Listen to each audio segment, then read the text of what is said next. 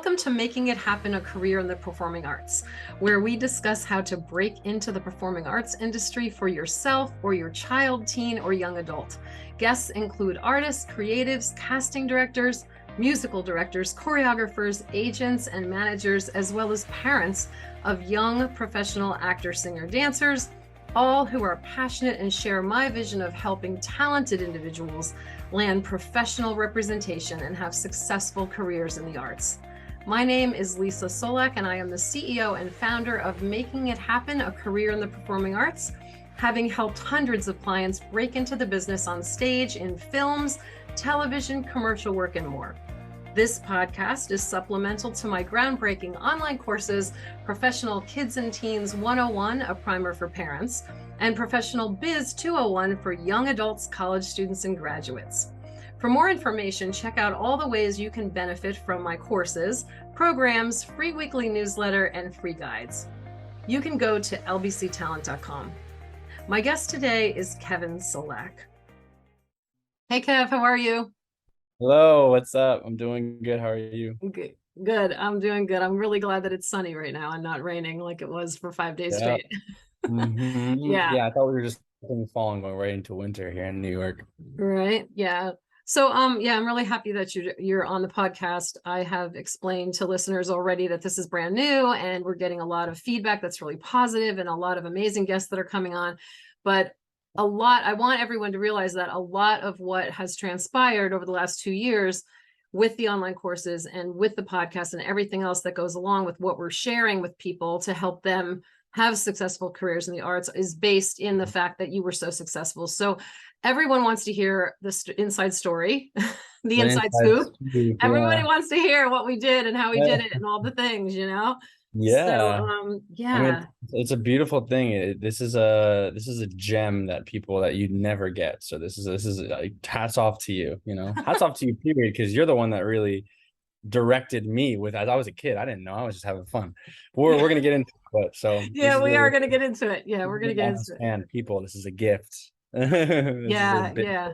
I'm really excited about it. I mean, I've been doing it for so long, which I state in some of the podcasts and also on the website, how long we've been doing and been at this and how many people we've helped. And it's just really been a journey. So the journey, your journey, I have questions. You have questions. Oh, I feel like you're gonna help me answer some of these questions. Okay, so the first thing I think I want to go back because everyone knows, most people know that follow you, that you were a child actor. And it is a big, big deal in this industry when a child actor continues to stay in the field as an adult. So I want to go back to the child part of it and just kind of talk to you or let you explain how you felt as a child, because we do have listeners who are parents of children and teens who are super talented and who want to get their kids involved in the industry. And so I think your perspective or what you can recall from when you were young would be really helpful especially to the parents. So what I wanted to ask you was maybe if you could talk about the things that you liked and the things that you didn't like about the process. So maybe auditioning, what it was like in rehearsals, whether that was for stage or film or TV or commercial work, or even the voiceover work that you did. Yeah. And also in performance of these things, like what did you like about the process? What didn't you like? What did you come away with that you recall? Because now that you're an adult. Yeah, I mean, okay.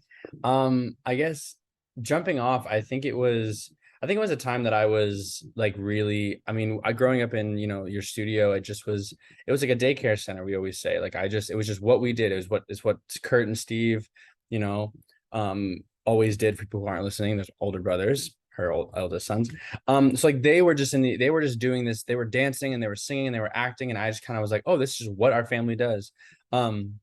So to then take the step to then go into the professional world, I think it really connected me. What I loved is that it connected me to people who were so similar to me at that age, who were older and around my age, who loved this craft and had a passion for it and kind of were just jumping in, not blind, but just jumping in, like just love first of what this was.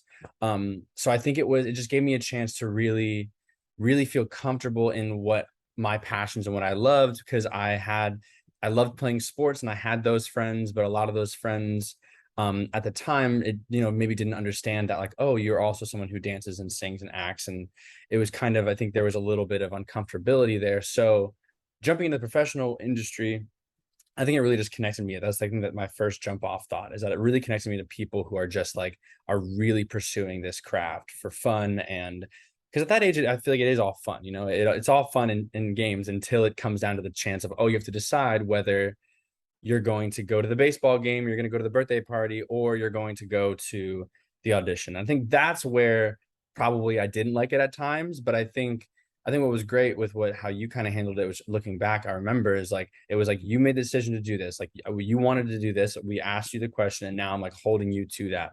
And I think that's kind of a gray area. Because there were times of like things that were really important, and then it became a conversation, and then finally it was like, okay, maybe this is one where you skip this audition, but most of the time it was a big growing up, I think, thing to be like, okay, well, what do you really love? Like, what is your passion here? And where, I feel like we weren't really having conversations about like career, like what do you want your career to be at that age, like at a young age. It was more of this conversation of, well, what's that passion? What do you really like at the end of the day? What do you really would love to do? And it was always performing. So I think overall, I think what I loved about it is, yeah, it really connected me to some friends and people, and that struggle of sometimes making the decision of what to do was tough at the time, but I think it always paid off, I think, at the end of the day, because it really was what I wanted to do and loved, and I found myself more comfortable with that community of people. Yeah, I think it's interesting that you say that and you bring that up, the comfortability of being with these different people, and especially these people that are also in love with the performing arts. And I Mhm. think there's a lot of parents out there, and this is definitely a great point that you can kind of bring to light for these people, because Yeah. they are struggling. I was just on the phone this morning with a new client who lives in Nebraska, actually. Mm, And she has a young son, and I was on the phone with both the parents, and they were and are struggling a little bit mm, with public school, with the experience with friends and neighbors and people who, like the lay people who just don't really understand how the inside of the industry works and how this process works. And I think when you were younger, I tried to look at it like, oh, this is an extracurricular activity, just like your baseball, just like anything else that you tried. Like we tried all the different sports. I don't know if you remember, you were very young yeah. when we were doing all that. But yeah, when we realized you had an affinity for this, and I happened to have the performing arts school at the time, Mhm. it was just an easy fix. Like you said, babysitting service, whatever, nursery school. Like it was just like, okay, mom's not done with work yet. So why don't you go Mhm. take an acting class or go jump into a tap class or whatever? So that's kind of was definitely the life. But I think when there's families out there that are making the decision, what are we doing? Are we putting our son, Mhm.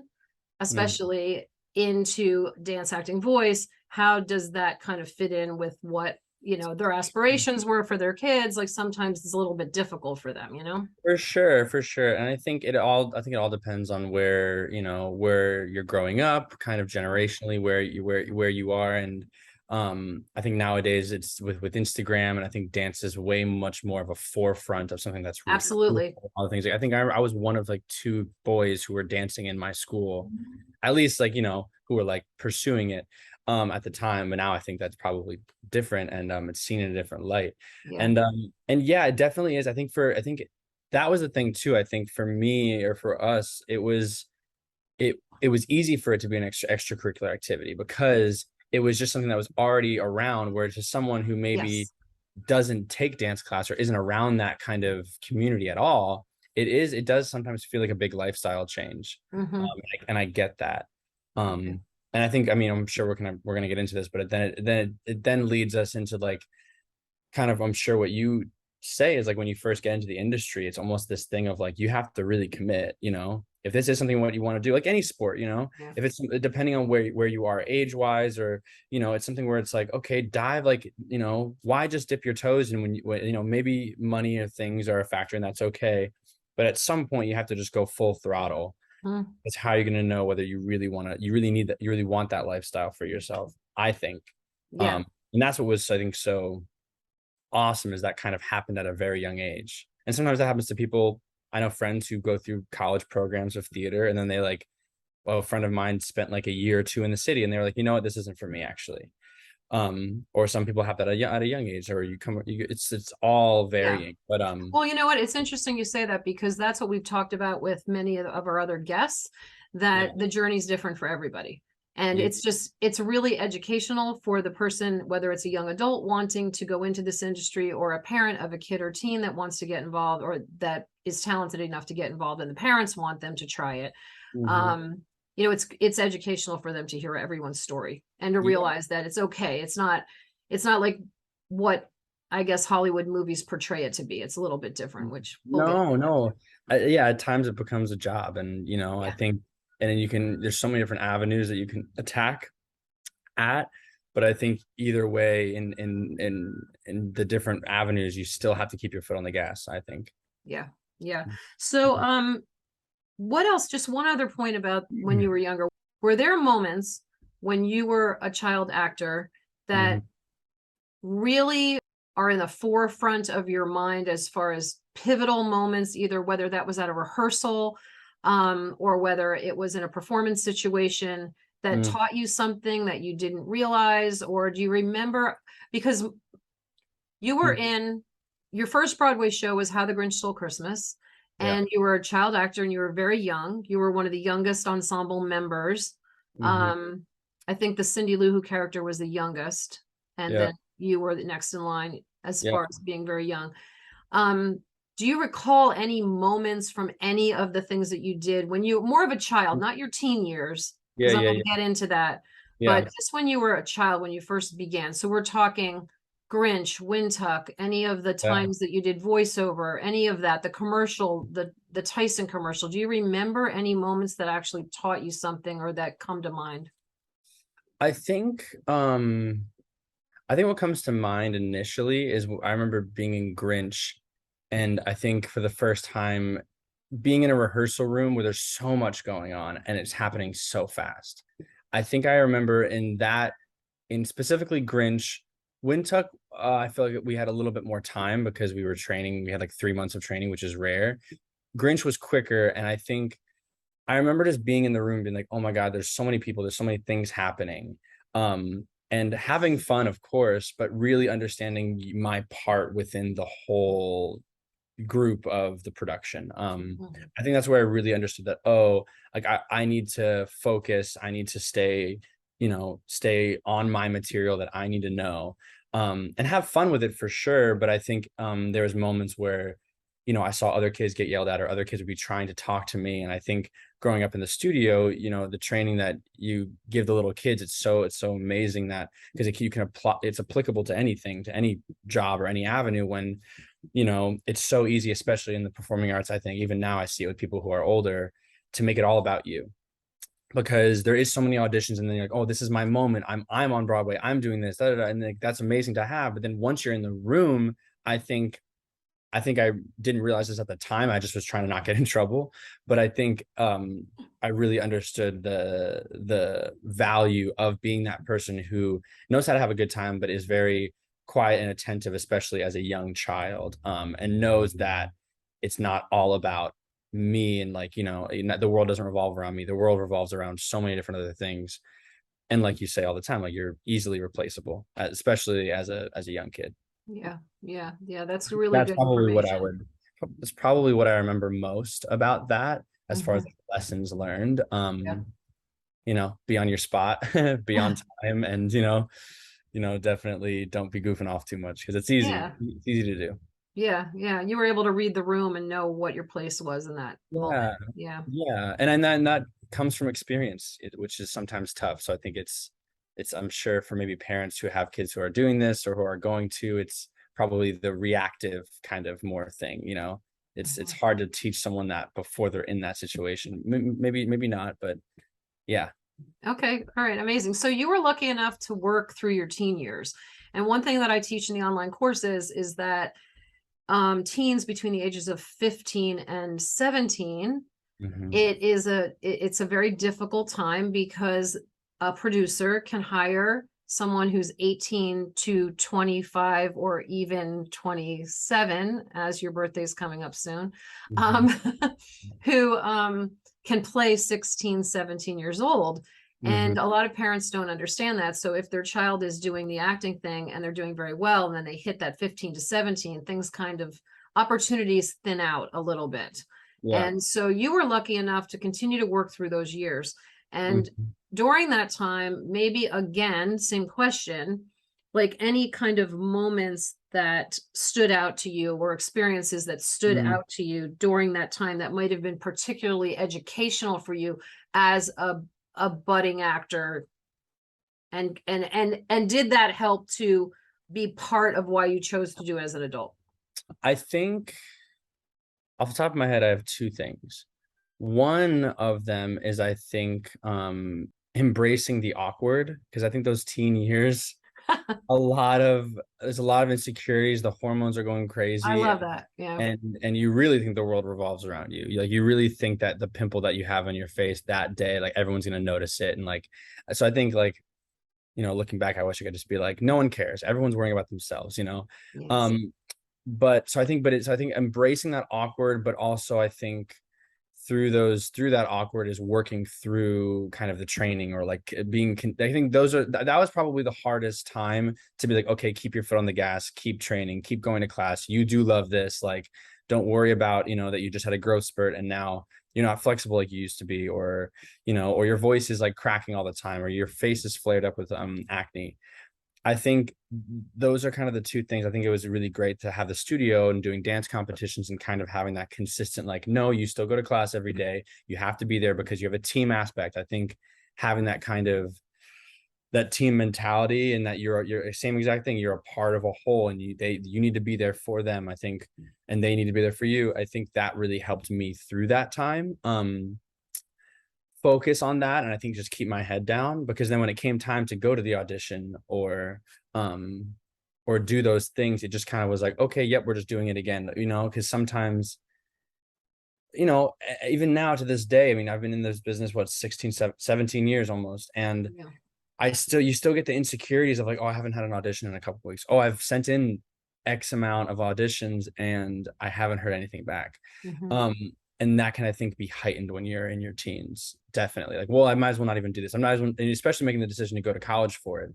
So I think it's just really trying to make sure you have some consistency of reigniting that passion. I think that was really helpful for me. Mhm. Um, and yeah, as So far as like the training side goes, I guess. yeah, yeah. Well, as far as like being on set, can you talk a little bit about, I'm sure people are interested, especially other teens that are doing this, um, planning to do it. When you worked on Boardwalk Empire, Mm-hmm. how did that experience change things? Did it change things? Did it solidify some things? Did it push you forward? Yeah, I think working on Boardwalk was a time for me to really gain confidence in my craft. I think in acting, I think to a certain extent when I was a kid, it was just fun. It was like, oh, you're being the storyteller, or you're being this character, cool. But then I think in your teen years, you really start to understand the world view of what you're doing, and like, oh no, this is like a job and this is a task, because at the end of the day, no one's holding your hand. No one, like the director isn't sitting down with you unless you're like the lead of the show or like one of the leads. The director isn't going to sit down with you and be like, oh, this is how I want you to do the scene. You have to really find that within yourself and bring that and be confident in your choices. So I think that's where I learned that no one's going to help me on set. It's just you sitting there. And no one, and even leading up to your first take of something, no one's gonna check in with you to be like how you're doing. I mean, if you got the job, I think that's just, then you need to have confidence within that. Like they chose you as the actor, right? So I think really being like, okay, I have this confidence now in me, and holding on to that and really just making like strong choices, even if it's strong and wrong. I think that's what I really learned in that time of, especially with TV and film, because TV and film, you don't get that rehearsal period. It's like your strong and wrong has to be like in the middle of a set of like 60 people, or if it's a smaller set, 20 people. And you might only get a couple takes, but I think it's so much more rewarding when you just say, okay, I'm just gonna go for it. They chose me as a whole artist, like, and Mhm. And I think that confidence really, is something that you have to work on consistently. I Mm-hmm. still have to work on it today, like, with auditions or callbacks or things, and being like, okay, no, this is, I'm trusting myself in this moment today, that I did everything I could do. You have to prep, you have to do all those things. But yeah, I think Boardwalk in that time period was a time that I could really be like, oh, I need to do this work for myself. And maybe, it's time of asking help from, like me and you would rehearse the lines all the time, or you get an acting coach. Like, I think at that time you think that, like, oh, these big actors, like, they just know what they're doing. And it's like, Right. some of these big actors are also getting coached on their scenes, and they have their coaches that they work with. Like, I know a friend of a friend who works with, like, Al Pacino, and like Al Pacino, like, he like gets a whole team of people, and he reads through like a whole play or a whole script on his own with his people, and preps, and then goes into shoot. So I think it's, yeah, you're not alone, but when it comes down to it, when you're on set, you are alone. So you need to just, Yeah. you got your stuff going on. I'm so glad you brought that up too, because that is something, it's definitely kind of an inside scoop thing that people don't realize. Because if you're taking acting class, or if you're involved in, say, high school musical theater or the high school play, or your junior high, whatever you're doing with your public school experience or private school experience, you're so used to being drilled by the director and taught all of this, and like Yeah. everything's being reviewed constantly, almost spoon fed to a certain degree. And it's Mhm. true, this is something that isn't normally discussed or shared, that when you do get on set, you're on your own. Yeah. Yep. It's, yeah, Yeah. you are, and Yeah. it just benefits you to really just prep, and just, but then have that confidence. Mm-hmm. Yeah. Yeah. Yeah. That's awesome. I do have so many clients that are college bound. Most of them are in college already. They Hmm. are anywhere from in their sophomore year to having graduated, and Mm. they are trying to navigate this industry. So I wanted to kind of let you take a moment to kind of share your journey and what happened, starting with Mm. the college audition process. Maybe touch on that, and then Mm. talk about what your choices were, why you made those choices, and where you ended up landing. Yeah, totally. So leading up to just making the decision to go to college for this art form, I think was a decision, pretty big decision, because it's a lot of money you're spending, and it's also you're not guaranteed a job where you're making X amount of money out of college. So I think that was a big decision to make. But I think what really it was kind of a simple flip of an idea of, like, why would I spend 40 to 60 grand a year on something that I might like? I think that was a decision for people who are maybe deciding, oh, do I want to do this? Because what we do in the theater industry, yes, you might not have a degree, but if you want to do another job, if you do the theater process, but then you maybe want to do another job, you might not have that degree, but it's so applicable what you learn. So I would say, just initially, if you're going to spend that money, might as well spend it on something that you love to do. So we were looking at colleges, and it's a lot of money to apply. So I think we picked four. We picked like four. Yeah, there wasn't many. I think there might have been six, and you ended up auditioning at four. Yeah, and I think at the time, a lot of colleges, some do, not going to name drop, but some don't like people to be auditioning while you're at college. They want you to go to college, and I get that mentality. But Yeah. I think I was already in the industry, and Yes. we were already pushing that, so it was like, why stop for 4 years? So pace was a big one, and luckily sent in the submission video, and got the call for the audition. Went in for the audition. I did my song, and I believe I had two monologues I had to do. One was like a Shakespeare monologue, and then one was just a regular play. Contemporary. Yeah. Contemporary play, yeah. And that went really well. And then I remember the audition. We did that first for the theater, and then we had to dance. And the dance is where I felt comfortable in everything, but dances, I saw myself be like, oh, I'm a little bit ahead of the fold here. And that felt great.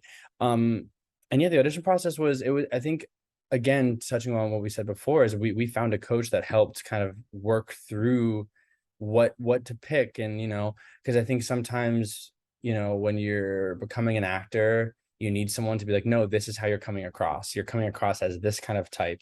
And in any college, it's just like they're auditioning for a play. Like, colleges have a, like, almost like a cookie cutter puzzle that they're making. And I bet nowadays, like, it's brilliant and more opened up, and that's awesome. But at the time when we went, it was like, you are this character. So I think it helped to like get someone to coach through, to help find monologues, to help, just coach the Kind of coach. to, yeah, kind of to solidify your type. Yeah. Yeah, And I because think and sometimes too within that, like it's you are a type, but you then have to be yourself, because there are a bunch of other blonde white guys with blue eyes who are coming into that audition. There, like, there's probably going to be a couple thousand, if anything, especially to yes. I think it's really kind of like what I said before. It's almost embracing your awkward, what you think maybe is awkward, and getting help through that.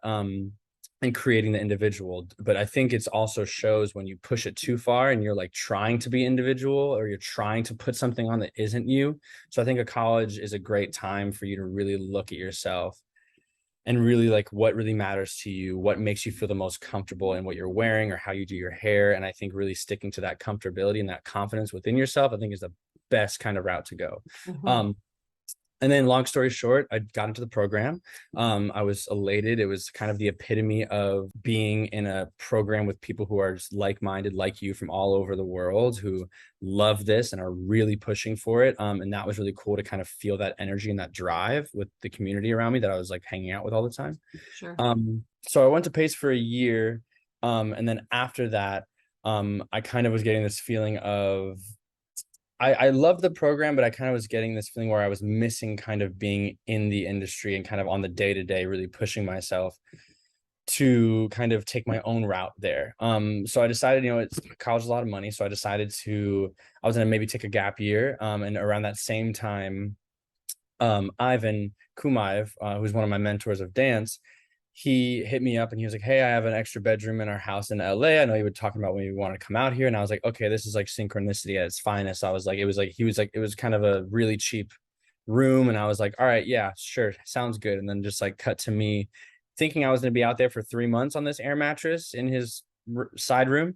And then I ended up being out there for like 2.5 years. From there, I jumped into training out there. I wanted to keep that training going. So I just found an acting school out there, like a weekly acting class. And then I had an agent out there. So luckily I just kind of then dove right into getting some guest star roles. And luckily I also had I happened to be back in New York City for an audition for a TV show. I forget what show it was, but then I also got an audition for Casey Nichola's The Prom Workshop. So luckily, so it just all worked out so well that I happened to be back here. I happened to go to that, and then I booked that. So while being in LA, I was flying back to do this workshop with Casey, and that kind of, I feel like solidified my work here in the city with him, because then I flew back out to LA and I was able to kind of pursue the LA career there with TV and film and dance, commercial dance, but also having kind of this tie back to this show that Casey Nicholaw loved me. So I luckily was able to always come back to New York and still get jobs in New York. Sure, yeah. I also just recently have been working with another client who wants to do commercial dance, and she is actually saving money to try to go to LA so that she Um, can train there and do all of those things. So similar to what you did. So yeah. maybe just touch for a second on that side hustle and what happened in LA and how you kind of had to find different ways to make all of the timing work of your auditions and training and Yeah. networking and trying to make some money. Just touch on it. I think it'd be important for Oh, people. I mean, totally. I mean, I got out to LA and I definitely was like, okay, I need to be able to pay rent, and I want to dance a lot.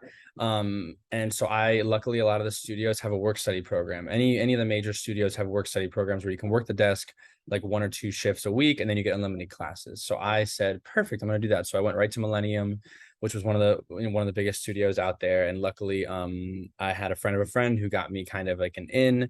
So I kind of luckily cut the line and was able to become a work study student. And that, I think, really just pushed me into the networking of LA. I think LA for commercial dance, especially, it's a lot of getting your face in front of teachers who are the people who are auditioning in the city, because there's kind of levels to it. Like you get in front of people's classes, and they start to see that you're dedicated and that you have a passion for this. And then from there they ask you to do like one of their little side videos or something that they're just putting together, and then from there they kind of see you on set and they trust you. And then with just doing that and recurring that over and over again, which takes time and effort, and knowing when to push yourself into a conversation and also not push yourself into a conversation, because there's a lot of people in LA who are really needy in that sense and really push, and it can get a little bit too much. Because I've been on the other side of it, where once you're kind of in that community of people, you see the people who are being a little too pushy. So I was able to kind of navigate that, and then from there I was able to kind of then just start getting booking jobs through a few of the choreographers that I was kind of really focusing on.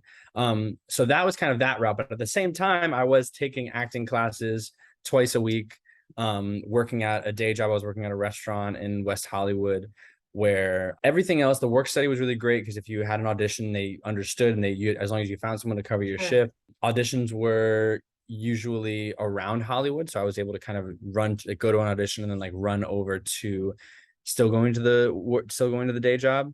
But there were, I will say, many times where I had to be like, I'm sorry, I'm not coming in today because I have a callback. And they were like, what? And I'm like, yep, that's just is what it is. And if you have to fire me, you have to fire me. But like, I'm sorry, this is like what I want to do. And luckily I solidified myself as an important role within the restaurant. So they were like, well, okay, fine. We can't fire you. So just come when you can. Okay. So I think you just have to love that hustle. I think it's definitely, like any industry, there's a networking side of it. And especially in LA, especially now, a lot of the bigger choreographers are only doing direct book. So the people who are wanting to go out to LA now, I think it just really try to save up and then really try to maybe do the work study, where you can then just always, almost like a religion, you need to always be at that person's class if they're ever teaching, because some of the bigger teachers only teach sometimes. But that I think I think that's kind of how you have to jump into that route. But be ready to do the day job and then do the acting classes, and body emotion, stage emotion. So like, there you go. If you can make it work, you can make it work. Yeah. Yeah. The hustle's real. Yeah. You have to, yeah, it's not for the faint of heart. yeah, you have to be good at juggling. I think I have some other clients that are very concerned because they grew up in community theater programs. They grew up in high school drama programs where it was very strict. And so they're very loyal and they're very used to making sure that they're at everything and that they're doing what they're supposed to be doing, obviously for a performance situation, but you do have to juggle all those other things. And it's very, very difficult when you're brought up with always abiding by the rules and doing everything I'm supposed to do. And now you're telling me as an adult, I have to juggle everything and I have to tell people things like that. But yeah, but it's so worth it. It's so worth it. I think it just goes back to like, if you want it, then you gotta go for it. Like, you need to dive, like, all the way into the deep end. Yeah. But if you can, because of some circumstances, that's okay. But then just don't expect the results by not doing that. I think, totally. Like there are those stories of like Rachel Zegler, who like gets out of high school and like books Maria, and now she's doing all these other movies, and that's amazing. But like from where I'm at, like 17 years of putting in work of both of us, and yes, 17 years of doing hundreds of auditions a year. Yes. So yes. so just it's definitely, it's not as Hollywood, or like those kind of opportunities are few and far between. Yeah, it's work, and you gotta love it. Like you need to find that, you need to push through the frustration and be like, oh, I love that I only got 5 hours of sleep, like 4 hours of sleep last night, and I went to this day job, and then I had to run to this audition, and I did this. That you have to feel that accomplishment of like, that's acting, that's performing as an artist, is that struggle, and that like, oh, but you made it happen. Yes, there you go. There you go, making it happen. That's right. That's right. Oh my gosh. So perfect segue. I was going to ask you about talk a little bit about the Mean Girls experience, and you segued into West Side Story, which of course everybody wants to hear. I was saving that for last because I know everybody wants to hear about that. And I've also had some questions that have been thrown at me about Animal Kingdom.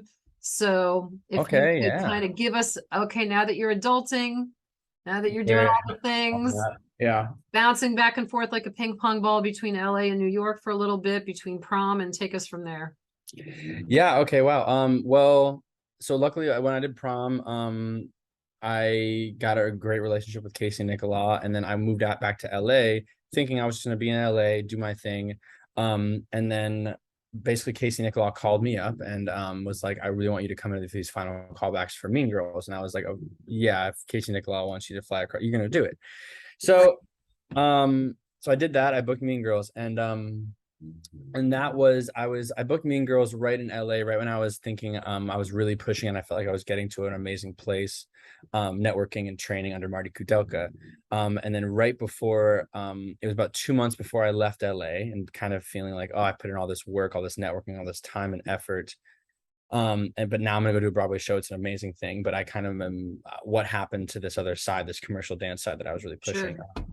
But then I got a call and they were like, from Marty, and he was like, I want to book you on the Super Bowl with Justin Timberlake, but I need to know when you are leaving for Mean Girls because I know you're leaving and I just want to make sure the dates work out. And first rehearsal of Mean Girls was, I think, February like 6th, I remember now. I remember what and you're. February 5th was the Super Bowl. So I was like, I'm gonna do it. I'm gonna make it happen. I'll take a red eye. And that's what ended up happening. So coming off of that experience was crazy, and we could talk for another hour just about that. Sure. But I will say that experience, Marty is he's someone who works really fast, and so does Casey. And I think I got from Marty of kind of being a yes man. I think it's something that is really, when you're especially starting out in the industry or you're in a room, like if the director needs something or needs someone to move from that side of the stage to that side of the stage in 2 counts, you just go, yes, I can do it, I'll make it happen, you know. I mean, don't hurt yourselves, people out there. Don't like try to do a backflip when you don't know how to do a backflip. But I think going into Casey and going into Mean Girls, I learned really about how really being attentive and really being that person who's like, yes, I can make that happen, or that person who's like, oh, what's that step that you just did? You want me to do it for you? Okay, I'll do it. On like kind of being jumping off, because it really develops that relationship. And again, with anything, you want to make sure you don't overdo it. You want to kind of be that, you really want to be able to read that room, which just comes from experience, and being that yes man, but then being like, oh wait, that was a moment where I didn't need to chime in or something. So Mean Girls was an amazing experience, but I will say I developed a hard show for myself. The 8 shows a week, the show that I did, being a yes man, I was really in shape, but you make it work. Um, So that's the so reason you had the toughest track in Mean Girls. Okay. yeah. It was because I was just like, yeah, anyone who came after me or people in the show were just like, what are you doing to yourself? But it developed a relationship with Casey that I find that I really hold dear to me. That I saw him last week, and we ran into each other on the street and we had a Oh, whole cool. conversation, which was great and it felt nice. So Mean Girls was amazing. I mean, working with Tina Fey, she was so sweet. She knew my name like she knew everyone's name day two. She was like, "Hey Kevin," and I was like, Wild. Very "Hey cool. Tina, what's up, Tina?" So that was cool. But I will say Mean Girls was an incredible experience, and it felt like almost my Broadway debut again, because as an adult I was able to really Sure. understand what this was. When I did Grinch and Windtuck, I think I understood, but I think we talked about it last week. It was like there's moments of just like, wow, this is a pretty cool stage, and it's like huge, like 2,000 seat Broadway house. And now Mean Girls was like me knowing, I was like, what Broadway was, What and it was. the Sure. and yeah, so that was, I mean, it was incredible. And then during the end of my year, the winter, was the auditions for West Side, and those auditions were, I mean, I think I initially sent in a self-tape for Tony for West Side. And I found that tape and it made me laugh. Oh But, no. Oh yeah, no. I did a pretty good job, but I understand why they didn't put me in Tony. But it's okay, growth. We know. Um, so I sent in a self tape, and then I got called in by Cindy Tolan to audition for Riff, and then I went in with the scene work for Riff. And then I did that, and then I got a call back to come in and dance with the dance call. We did, I think we did like 3 callbacks with dancing, or 3 or 4 callbacks. Oh wow. All those callbacks were like all day things, but the first callback, we had our initial dance call. The first callback, Steven Spielberg was there watching us, and we were all just in the room like, okay, this is This is the real deal. that Steven Spielberg, and it was so cool though, because I don't know, I feel like you always have taught me, like, you know, they eat like you, they put on their clothes in the morning just like you do. Like it's this thing of like, that is just another person who Yes, also put in absolutely. the work, who made it happen. Yes. Um, You you know know, what? It's just to interject for a second. I talk about that all the time with clients. Don't put all of these creatives on too high of a pedestal, because it makes it difficult for you to function as an artist in the room, yeah. because it gets all of that, adrenaline going that some people call nerves. I don't call it nerves, it's energy. You just have to channel it in the right direction, right? Yep, So yep. yeah, yeah. And that So was a it's big so moment of that. And that was a big yeah. moment Hmm. of just like, okay. Gotta do my job and just dance and do what I love. Yeah. So that audition process was amazing. I mean, we got to dance in front of Steven Spielberg, and we got to do it in like groups of people. We got to kind of really jump into the acting. And I think during that audition process, I think I realized what benefits you of just being like, okay, a truly yes and person. You want me to run around? Okay, I'm gonna run around and I'm gonna act a fool, or like I'm gonna like whatever the character is, I'm gonna really dive into it and really just go for it. I think holding back in any capacity, but they always can bring you back. They always can be like a little less. But for a creative person, if you're not going there, I was in a room full of like maybe 150 people. There was someone else who's going to go there. So it's like, okay, you might as Absolutely. well just really, really go for it. Yeah. Um, do what they're asking, take the notes, but go for it. So I think as far as auditioning and in big groups like that, I think it's really go for it, but also really notice the notes, really look for the notes, and really make sure you're applying the notes. If it doesn't feel like you're applying the notes, you can always ask a question like, how does that feel or whatever. So that experience was incredible. I got to do that. And like up until the final calls, I was still going in for riff. So I got to sing the Jet song and do all the scene work for just Steven and the creative team in the room. A little side bonus story is that after I did the Jet song, one of the producers looked back to him and was like, well, I believed him. And Steven looked at me and he said, well, he gave me chills. So I think that's all we need. I think you did what you needed to do. And I was That's like, all right, I so gave Steven cool. Spielberg chills. You know, that's pretty cool. So after that moment, I like ran to the bathroom and had like a little like silent like celebration. You know, because you have to be so serious in auditions. You have to like walk out of the room and you're like, good luck, yeah, good luck, yeah. You know, you can't like walk out of the room and just like be smiling and laughing because then you're seen as that kind of person. Yeah. Um, so that audition process was so fun. I think like Justin Peck and Patricia Delgado, the choreographers, just created a really warm room, I think, and as well as Steven and the producers. And then West Side was a dream. We had 3 months of rehearsals where we got to just slowly develop, and Steven was always there practicing camera angles or watching us dance. And it was amazing to have that time for a film experience, to really get that time to rehearse, because you usually don't get that time, especially with the director. Usually it's like Oh, you're a right. choreographer and then you're just on set. But to rehearse with him, it developed this relationship that really, I think, brought us, it felt like, and he ushered this in, but like it felt like we were on the same level as him as like a creative. He was learning how to shoot dancers for like one of the first times. And In we the were learning to photos, like, honestly, in the photos that they used for press, he looked like he was having a great time. he was having an amazing time. And it was cool to like see him like get all giddy and like excited that we were like, after we finished the dance, like Oh, a routine or something, you would see like that like energy spark up in him. really? And then that would in turn like, you know, jump back to us, and we would get so excited because then when we were on set doing Dance at the Gym, he would pause and like stop a whole set to be like, everyone has to come watch this take that we just did. And Oh, how cool. he'd bring the entire room of 60 dancers, and some like extras would come watch too, and they didn't care. They're like, everyone come watch. And the best part too is while we were watching, Steven wasn't watching the monitor. He was like watching us watch the monitor. Oh, He's like that's so almost like, how do you guys think it's cool? Like, do you guys think it like, you know, it was a vulnerable time, I think, for all of us, because we were like on this huge, like, I think it was like $100 million budget set. Like you walk into set and there's like these huge cranes and these huge lights, and like the costumes are amazing, and yes. huge cameras on cranes, and like so I think we were vulnerable in that sense of like, oh wow, this is a big deal. Yeah. But I think we also felt like that kind of energy from the crew of like, oh, like this is like West Side Story. It's epic. We were all in it Oh, together, and but I mhm. think it turned out to be a beautiful film. Yeah. Yeah. Mm, It's very exciting. mm, Okay, so last question.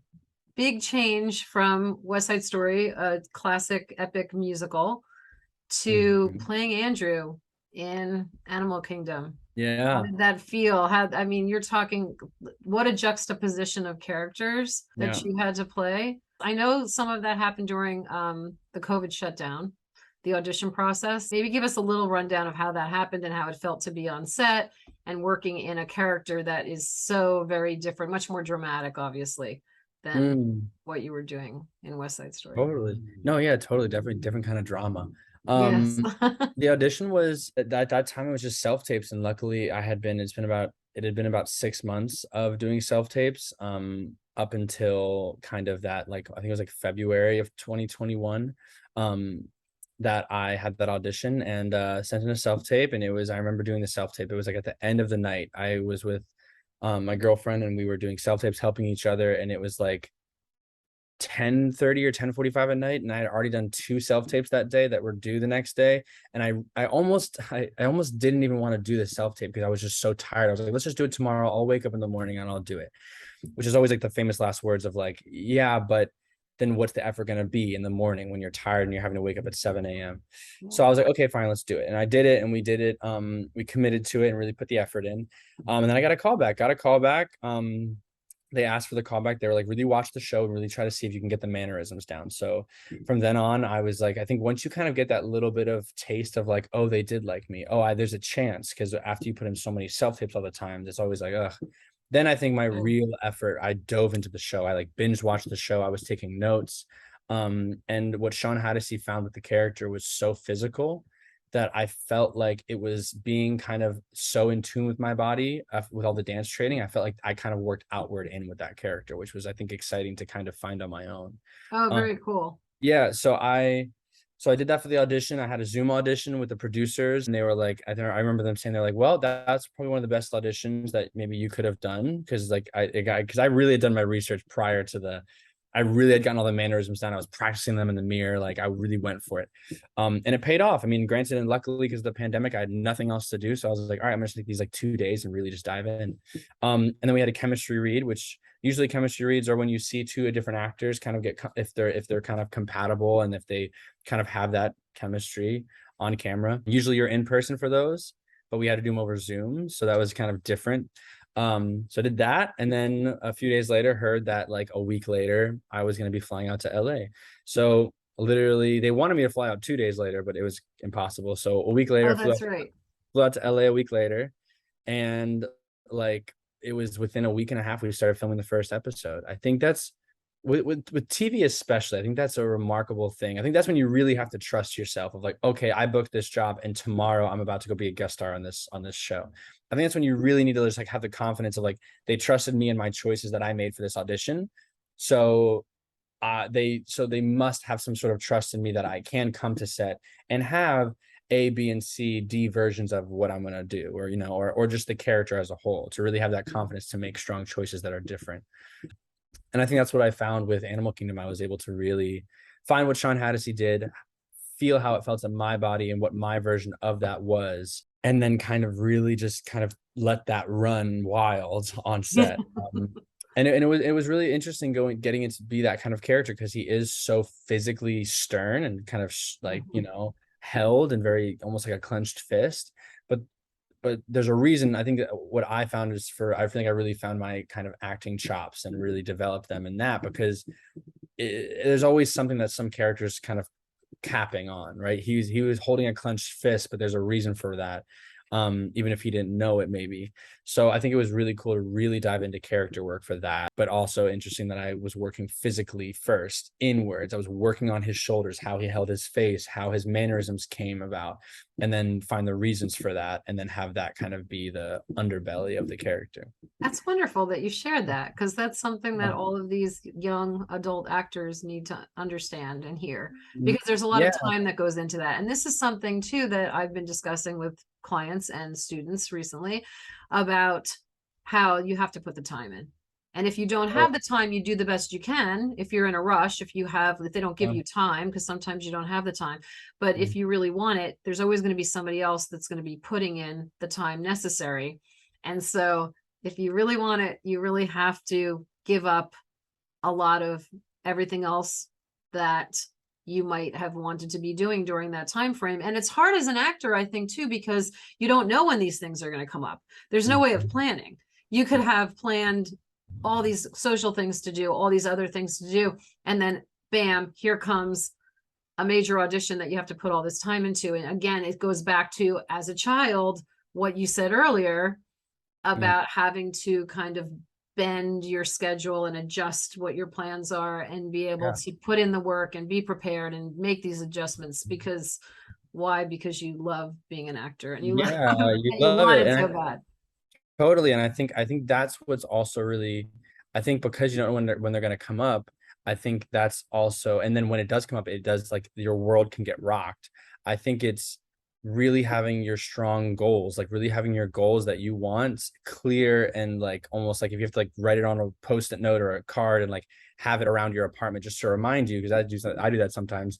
But because when it does get crazy, you need to remind yourself like, oh, I can't make this, and these people are counting on me, but they know this is what I do. They know that I love this. And you know that like if you could do anything to in a month be filming this film that could completely change your career, why not go to dinner with your friend, have them say sorry, reschedule that, and then put those hours into something that can really be fruitful for yourself as a person and the career.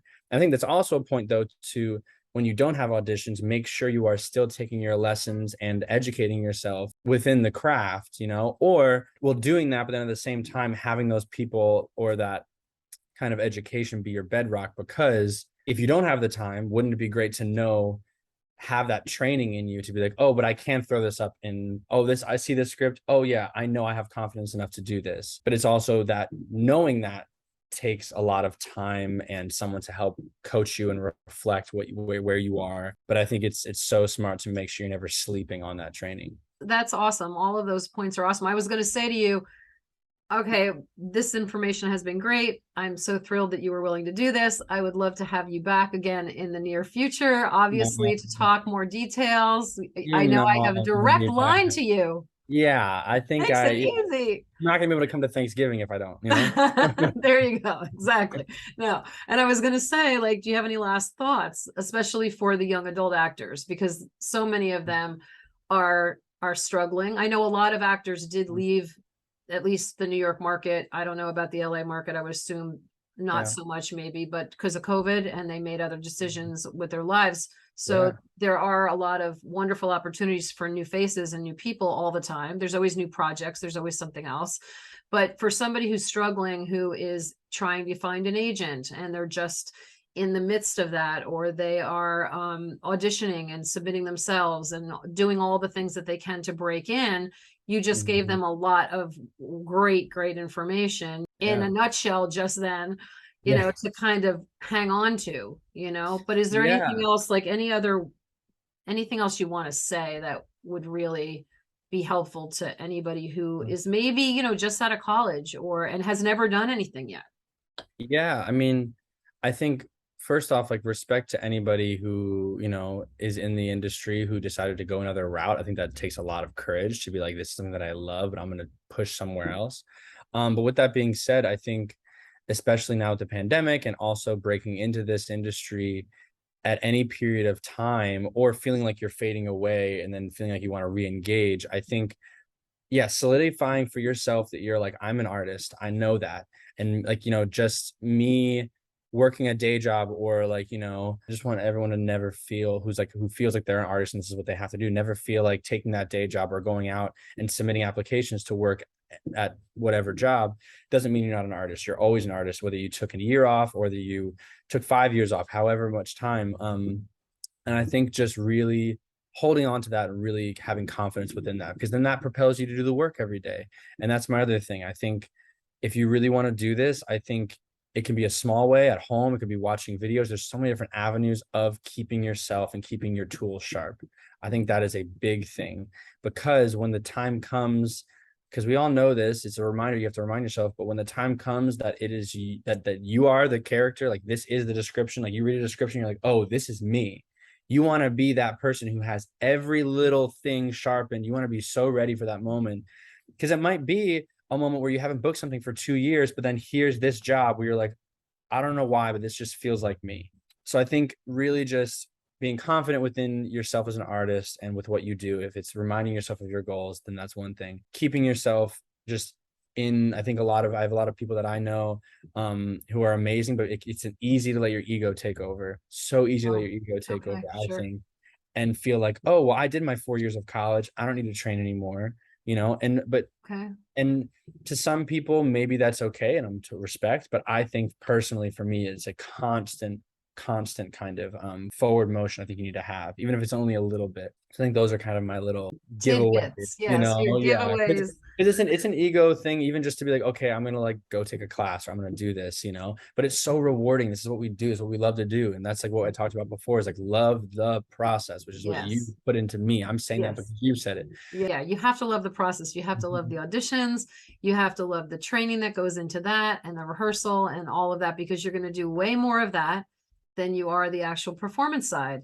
And Yep. so the gravy has to be not so much the actual performance and signing autographs and, you know, getting to be on podcasts. It Yeah, has to be the right. work. You have to Yeah. love the work. And that's okay to have those thoughts. I feel like at one point I had those thoughts, but it's okay to have those. Yeah. But it's then being like yes and to those thoughts, like, okay, Yeah. sure, of course, that'd be great. Yes. And then once you push through that, you realize why you really love it, and then that kind of all fades away, and you're like, oh no, I want to get down. Love the process. Thanks, Kevin, so much. Of course, Mom, anytime. Come on, you know. I love that. I'm just so excited about all of this. It's just so great. Yeah. Oh my God, no, this is an amazing thing. Everyone needs to go to the course. This is the most valuable information, because there's so much knowledge that you gain from experience. There's so much. You can go to college, you can do all the programs you can, but there's always this thing that people have where they're kind of once you experience things and you realize it, because the industry is so vast and there's so many people that look like you want to hold things close to the chest, but all the things that I feel like you're giving out are these beautiful tidbits to just get you that 1 or 2 steps ahead, just make you that good person. I think overall, I think people just want to work with people that they like, and people who are easy to work with, who are thinking a step or 2 ahead. Yeah, And absolutely. making it easy for that director or casting office. Yeah, So absolutely. Yeah. this is some nice stuff you're doing here. You'd be Yeah, charged. I'm so excited. After all these years, I know I'm very excited to be able to share all the information and help people bridge from just being a talented person wanting to do this and having the dream to be able to have all the information that they need and step by step, tools to be able to get there. So yeah, so selfless. Yeah, and you definitely help make that happen. Yeah, we figured it out. Still figuring it out. Right. But loving it. I'm loving it. If you'd like to follow Kevin to keep up with all he is doing, follow him on Instagram at Kevin Csolak.